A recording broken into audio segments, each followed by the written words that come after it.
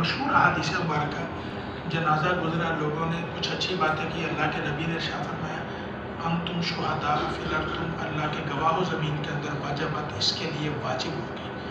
دوسرا جنازہ گزرا، لوگوں نے کچھ باتیں ایسی کی، اللہ کے نبی نے فرمایا تم گواہ ہو اور اس کے لیے واجب ہوگی۔ عرض کی یا رسول اللہ کیا واجب ہوگی؟ فرمایا جس کے لیے تم نے اچھی گواہی دی، تمہاری گواہی کی بنیاد پر اس پر جنت واجب ہوگی۔ جس کے لیے تم نے کچھ اچھے لفظ نہیں بولے، تمہاری گواہی کی بنیاد پر اس کے لیے جہنم واجب ہوگی۔ ہمارا ایک دوسرے کے لیے گواہی دینا یہ ہمارے اپنے حق میں بھی بہتر ہے۔ یہ گواہی یہی ہے، ایک گواہی کی قسم یہ ہے کہ اللہ کے نبی نے صلی میں جس کے جنازے میں 3 صفیں ہو جائیں۔ پہلے تھا جس کے جنازے میں 200 لوگ آ جائیں، پھر 100 بندے آ جائیں، پھر 50 آ جائیں یا 40 آ جائیں۔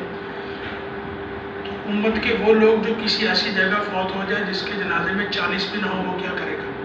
فرمایا جس کے جنازے میں 3 صفیں ہو جائیں، یعنی ٹوٹل 10 لوگ ہو جائیں، ایک امام بن جائے، 3 بندے ایک لائن میں، 3 دوسری، 3 تیسری لائن میں۔ فرمایا اتنے لوگوں کے جنازہ پڑھنے کی وجہ سے اللہ مرنے والے کی مغفرت کر دیتا ہے۔